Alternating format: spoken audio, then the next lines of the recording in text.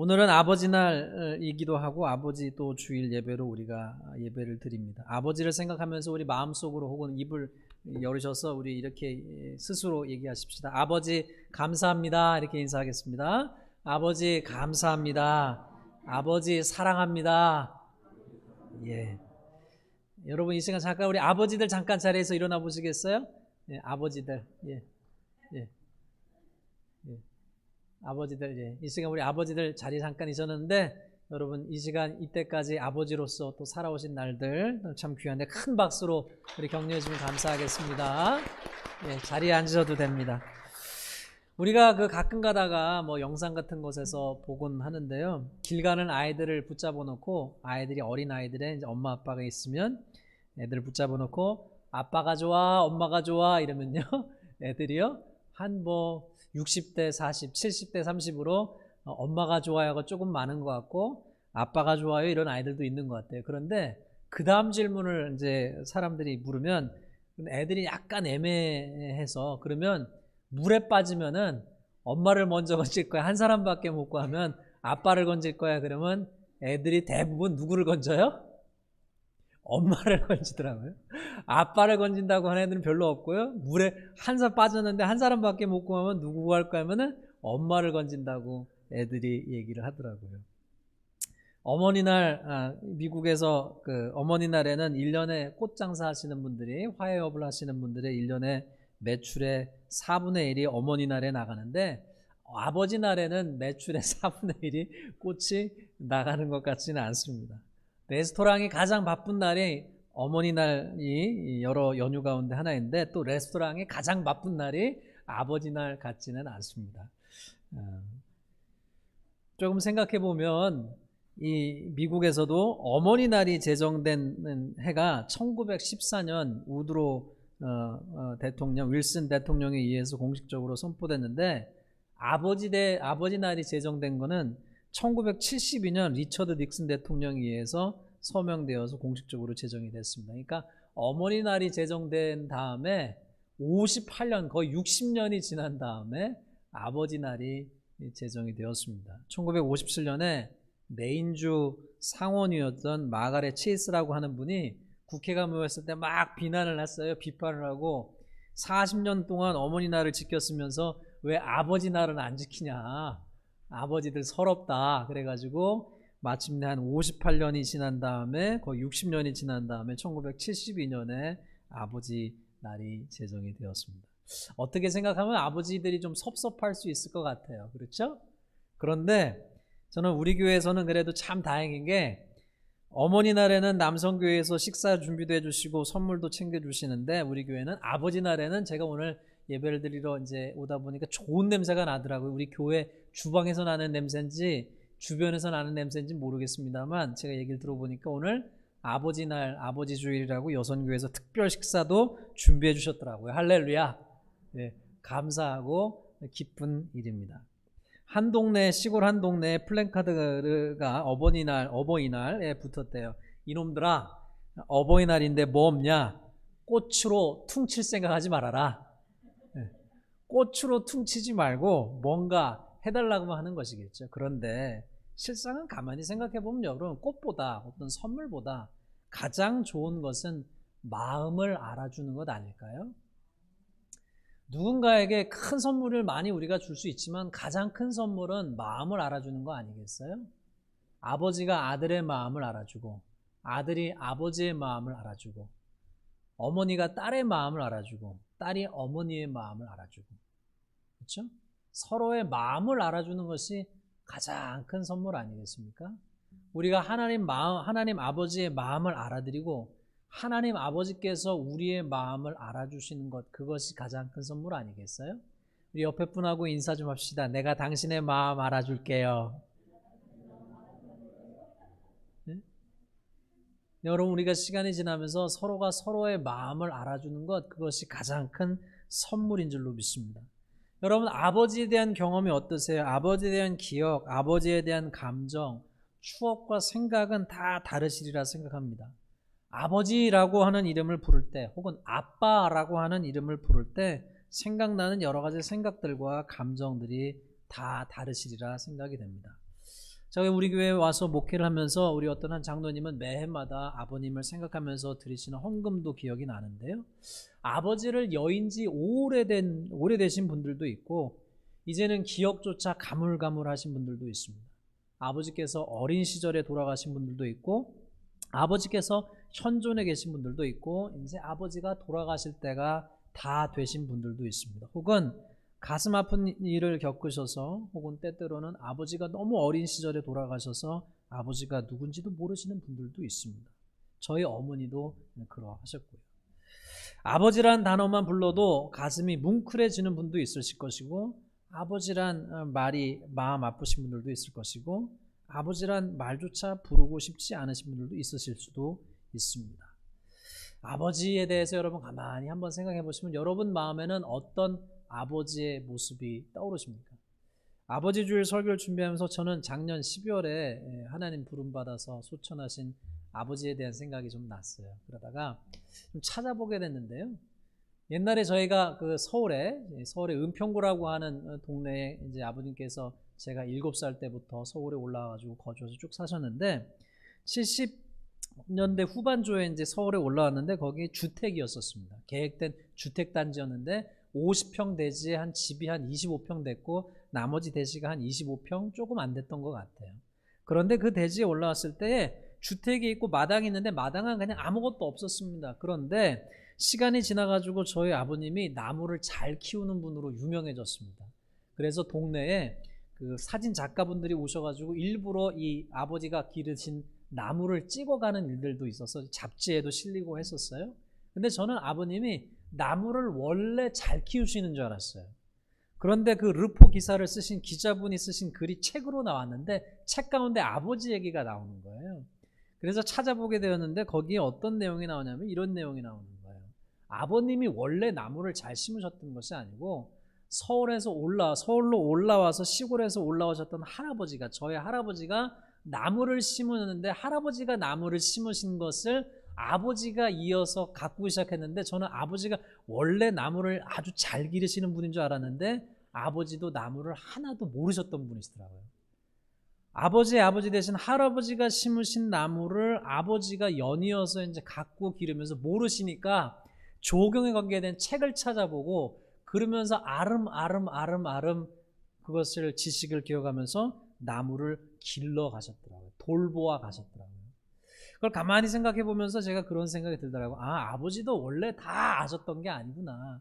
아버지도 배워가시고 알아가시고 성장해가시고 그렇게 나무를 어떻게 길러가야 하는지 아셨던 것이구나 라고 생각이 들게 되었습니다. 오늘 우리도 마찬가지 아니겠습니까? 여러분의 아버지도 한 분 한 분, 여러분의 소중한 아버지도 처음서부터 완벽한 아버지가 아니라 시간이 지나가면서 아버지가 되어간 것이 아닐까요? 오늘 예배를 드리신 분 가운데 어떤 분들은 청소년들의 아이들의 아빠이시고 어떤 분은 청년의 아빠이시고 어떤 분은 장년의 자녀를 둔 노년의 아버지도 계십니다. 자녀와 함께 사는 아버지도 있고 자녀와 멀리 떨어져서 사시는 분들도 있고 자녀를 보고 싶어도 볼 수 없는 삶의 이유와 상황이 있는 아버지도 있습니다. 분명한 사실은 태어날 때부터 완벽한 아버지는 없고 아버지인 사람은 없고 자녀가 태어나면서 아버지가 되어가는 것이죠. 자녀가 태어나자마자 짜잔하고 다 준비된 아버지는 없습니다. 자녀가 태어난 순간부터 남자는 아버지가 되어가고 그러하게 아버지들은 아버지가 되어가면서 무수한 시행착오와 실수와 잘못들을 하기도 하죠. 마치 저희 아버지가 나무를 기르면서 얼마나 많은 시행착오를 하셨겠어요. 말도 안 통하고 지적 수준도 다르고 신체적 능력도 다른 한 생명들을 여러 생명들을 잘 돌보고 이끌고 지도하는 일은 쉬운 일이 아닙니다. 때로는 속이 뒤집어지기도 하고 때로 화가 나기도 하고 때로는 안타깝기도 하고 갓난아기 때부터 청소년 때까지 청년이 되어서 대학을 갈 때까지 그리고 사회생활하는 어른이 될 때까지 그리고 어른이 되어서 다 독립적인 삶을 살 때까지 그리고 심지어는 아버지가 늙어서 죽는 순간까지 여전히 자식은 자식 아니겠습니까? 자녀와 발을 맞추어 살아가는 과정에서 우리가 기억해야 될 것은 또 아버지 스스로들도 기억해야 될 것은 자녀들도 기억해야 될 것은 완벽한 아버지는 없습니다. 흠이 없는 아버지는 없죠. 우리 모두가 흠이 있고 완벽하지 않지만 그 삶의 과정에서 성장해 나가는 것처럼 또 아버지는 아버지로만 살아가는 것이 아니라 남편으로도 살아가야 하고 남자로서 살아가야 되고 또 인간으로서도 살아가야 됩니다. 나이를 점점 먹을수록 인생에게 주어지는 요구는 많아지고 다처마다 다양한 역할과 의무 속에서 여러 가지 역할을 감당해야지만 하지요. 때로는 가족을 지키고 보호하며 살아남아야 하는 생존의 책임을 지기도 하고 수많은 시련과 환난과 어려움을 통과해야 하기도 합니다. 남자로서, 남편으로서, 아버지로서 살아가면서 때때로는 실패하기도 하고 실수하기도 하고 때로는 더 좋은 아버지가 되지 못했다는 죄책감과 씨름하기도 하고 더 잘해주지 못했다는 미안함과 씨름하기도 합니다. 앞서 말씀드린 바와 같이 완벽한 아버지는 없습니다. 옳습니다. 완벽한 남편도 없고 완벽한 아내가 없고 완벽한 자식이 없듯이 완벽한 100% 완벽한 아버지는 없습니다. 여러분 아버지를 경험하셨다면 아버지와 사신 경험이 있으신 분들은 여러분 아버지랑 살면서 다 마음에 드셨습니까? 아버지 때문에 속상하신 적은 없으셨어요? 갑작스럽게 화내시는 아버지, 술 많이 드신 아버지, 경제적인 책임을 다하지 못한 아버지, 또 여러 가지 종류의 아버지 경험을 통해서 때때로 아주 좋은 95점짜리 아버지도 있으실 수 있겠지만 우리 삶을 살아가면서는 여러 가지 아버지 경험이 있겠지요. 그런데 우리가 생각해 봐야 될 것은 때때로는 나를 화나게 하고 때로는 고집스럽고 때때로는 아버지 역할을 잘 못하셨다 할지라도 그런 아버지라도 우리에게 있었던 것에 감사해야 되지 않을까요? 하나님께서 그분들을 통해서 우리를 이 땅에 보내셨고 그 아버지가 있기에 우리가 지금 이 세상에 존재하는 줄로 믿습니다. 오늘 주보에 여러분 그 실려 있는 글 있잖아요. 나이에 따른 아빠에 대한 생각이 있습니다. 4살 때 꼬마아이가 생각할 때 아빠는 뭐든지 할 수 있겠다라고 생각하고 5살 때 생각할 때는 아빠는 많은 걸 알고 있다고 생각하다가 6살 때는 아빠는 다른 애들의 아빠보다 똑똑하고 8살 때는 아빠가 모든 걸 정확히 아는 건 아니라는 것을 깨닫게 되고 10살 때는 아빠가 그것에 대해서 아무것도 모르는 것은 당연한 일이고 아버지 어린 시절을 기억하시기에 너무 늙으셨고 14살 때는 아빠에게는 신경 쓸 필요가 없고 아빠는 너무 구식이라고 생각하고 21살 때는 우리 아빠 알아? 구제불능일 정도로 시대에 뒤처진 분이고 25살 때는 아빠는 그것에 대해서 약간 알기는 하신다. 그럴 수밖에 없는 것은 오랫동안 그 일에 경험을 쌓으셨으니까 30살 때는 아마도 아버지 의견을 물어보는 게 좋을 듯하다. 아버지는 경험이 많으시니까 35살 때는 아버지에게 여쭙기 전에 난 아무것도 하지 않게 되었다. 그러다가 시간이 지나서 50살이 되면은요, 나중에 시간이 지나면 그 아버지가 우리에게 얼마나 좋은 아버지였는지, 얼마나 충분한 아버지였는지 뒤늦게 깨닫는 것과 마찬가지인 것이죠. 아버지가 우리에게 있었기 때문에 우리가 이 땅에 있고 아버지가 우리에게 좋으셨던 점을 여러분 기억하시는, 감사할 것을 생각해 보시는 저와 여러분 되시기를 주님의 이름으로 축원합니다. 어떤 분들은 아무리 생각해 봐도 감사할 것보다는 아버지를 생각하면 아쉽고 화나고 속상한 게 많으실 수도 있습니다. 시간이 많이 지났어도 아직 아버지의 어떤 부분은 마음에 안 들 수도 있습니다. 그러나 우리가 생각해 볼 것은 세상에 아버지의 단점이 있다 할지라도 때때로는 아버지 때문에 속 뒤집어져 괴로운 자식이 있다 할지라도 우리가 기억해야 될 것은 하나님께서 그분들을 우리에게 아버지로 허락하셨다는 사실을 기억하시길 바랍니다. 오늘 말씀 에베소서 6장 1절에는 뭐라고 합니까? 자녀들아 주 안에서 너희 부모에게 순종하라라고 말씀하고 있어요. 주 안에서 너희 부모에게 순종하라. 이 말씀이 무엇을 의미합니까? 그냥 너희 부모에게 무조건 복종하고 순종하고 부모가 하는 말이라면 다 그대로라 라고 하는 말씀이 아니라 주님 안에서, 예수님 안에서, 십자가 안에서 그분들을 품으라고 하는 것이죠. 그분들을 사랑하라고 하는 것이죠. 마치 하나님께서 십자가를 통해서, 예수 그리스도의 십자가를 통해서 우리를 용서하시고 품어주신 것처럼 우리도 우리의 아버지를, 우리의 부모님을, 우리의 어머님을 어떻게 따르고 어떻게 순종해야 되느냐? 주님 안에서, 십자가 안에서, 예수 그리스도의 십자가의 사랑 안에서 그분들을 품을 수 있는 저와 여러분 되시기를 주님의 이름으로 축원합니다. 십자가의 은혜로 우리의 아버지를 바라보면 감사할 것밖에 없습니다. 그분들이 나를 낳아주시고 길러주시고 어려운 시간을 함께 해주셨던 것을 기억하며 감사하고 기뻐하고 정말로 그 마음 가운데 감사한 마음이 충만한 우리가 되시기를 주님의 이름으로 축원합니다. 오늘 이어서 또 말씀은 뭐라고 얘기합니까? 그 부모님에게 어떻게 하라고 그래요? 공경하라고 말씀하고 있습니다. 어떻게 하라는 것이죠? 존중하고 잘 섬기라고 귀히 여기라고 말씀하고 있습니다. 여러분 생전에 여러분의 아버지께서 여러분에게 남겨주신 교훈이 무엇입니까? 여러분에게 하셨던 말씀이 뭐예요? 그 말씀을 잘 기억하고 귀히 여기고 그 말씀대로 따라 사는 우리가 되시기를 주님의 이름으로 축원합니다. 세상에는 우리가 기억해야 될 많은 교훈이 있습니다. 그러나 그 많은 교훈보다 더 중요한 것, 우리를 기르시고 양육하셨던 그 부모님들이 우리에게 남기신 가르침, 남기신 교훈들을 잘 마음에 새기고 그 말씀대로 따라 사는 우리가 되시기를 주님의 이름으로 축원합니다. 오늘 말씀에 또 4절에는 뭐라고 얘기합니까? 자녀들에게, 그 아버지들에게 뭐라고요? 자녀를 노엽게 하지 말고 주의 교훈과 훈계로 잘 양육하라고 말씀하고 있습니다. 다르게 하지 말고 그 자녀들을 하나님의 말씀과 하나님의 훈계로 잘 가르치고 이끌라라고 말하고 있는 것이죠. 사랑하는 성도 여러분, 우리가 아버지로서 이 땅에서 아직 살아갈 때에 아버지로서의 사명이 있습니다. 그것은 우리의 자녀를 믿음의 길로 잘 이끄는 그 사명이 우리에게 아직 남겨져 있는 줄로 믿습니다. 특별히 그것과 더불어서 우리가 정말로 자녀들에게 줄 수 있는 축복 가운데 하나가 또한 무엇입니까? 인생의 어떤 순간에 아버지로서 우리가 자녀들에게 해줄 수 있는 게 아무것도 없을 때도 있습니다. 그때 많은 아버지들이 너무너무 힘들어하지요. 남자들이 힘들어하는 것 중에 하나가 이것입니다. powerless, useless, helpless를 느꼈기 때문에 그러할 때 아버지에게 생길 수 있는 유혹은 뭐예요? 그 자리를 떠나고 싶은 마음이 생깁니다. 그러나 그때 우리가 가장 줄 수 있는 큰 선물은 함께 해주는 것입니다. 그 순간 아버지가 자녀에게 크게 해줄 수 있는 선물은 때때로 인생의 어려운 순간에 자녀들에게 함께 해주며 어둠의 골짜기를 함께 견뎌주고 그들을 격려하고 위로하고 이끌고 양육하는 것, 그것이 그들에게 줄 수 있는 가장 큰 선물인 줄을 깨달으시기를 바랍니다. 그래서 다윗의 고백이, 다윗이 내가 사망한 음침한 골짜기를 지날지라도 해를 두려워하지 않을 것은 주께서 나와 함께 하심이라고 하였습니다. 하나님이, 주님이 나와 함께 하시는 것, 그것이 가장 큰 선물이라고 한 것이었죠. 아버지가 해줄 수 있는 가장 큰 격려는 무엇입니까? 내가 너의 손 잡아줄게, 넌 혼자가 아니야, 내가 같이 있어줄게 하는 것, 함께 있어주는 은혜, 임마누엘의 은혜 아니겠습니까?